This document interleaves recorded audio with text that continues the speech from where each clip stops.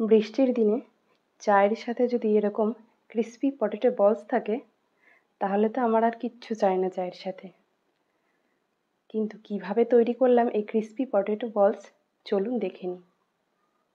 Crispy potato বলস তৈরির জন্য আমি মাঝারি সাইজের দুটো আলু বেশ পাতলা করে কেটে একটা বাটিতে জল দিয়ে বেশ ভালো করে ধুয়ে তুলে রেখে দেবো একটা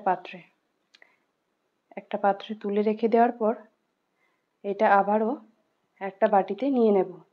জলটা ঝরিয়ে আলুগুলো শুধু নিয়ে নেব।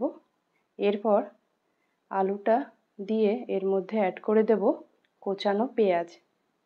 কোচানো পেঁয়াজটা দেওয়ার পর এর মধ্যে আমি দিয়ে দেব কুচিয়ে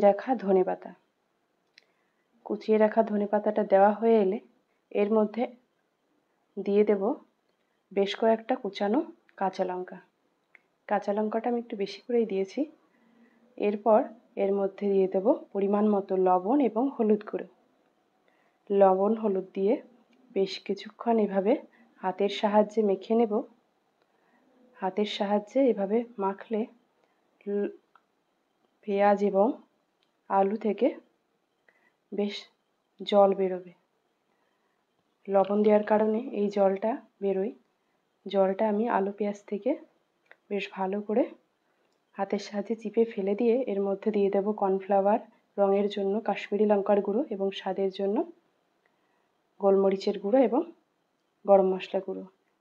এই সমস্ত উপকরণ বেশ ভালো করে হাতের সাহায্যে মেখে নেব। ক্রিস্পি পটেটো বলস তৈরির জন্য এই সমস্ত উপকরণ আমি মেখে কিছুক্ষণের জন্য ধরে রেখে দিয়েছিলাম। এরপর আমি এই সমস্ত উপকরণ ছোট্ট ছোট্ট বলের মতো একটা শেপে তৈরি করে একটা প্লেটে রেখে দেব। যদিও আমি জল ছড়িয়ে নিয়েছিলাম, তারপরেও বেশ ভালোই জল বেরোচ্ছে দেখছি। এই জলটা আমি চিপে এভাবে বলগুলো তৈরি করে নেব। এরপর সমস্তটা যখন বলের শেপ দেওয়া হয়ে যাবে তখন কড়াই গরম করে কড়াইতে তেল দিয়ে দেব। কড়াইতে রিফাইন্ড তেল দিয়ে তেলটা গরম হয়ে এলে এর মধ্যে ছেড়ে দেব বলগুলো। একে একে আলতোভাবে এভাবে বলগুলো ছেড়ে দিতে হবে। এই বলগুলো ভাজার জন্য আমি একদমই লো ফ্লেমে ইন্ডাকশানটা রেখেছি।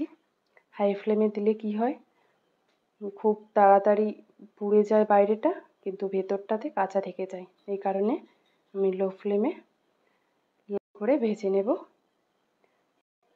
Crispy potato বলসগুলো।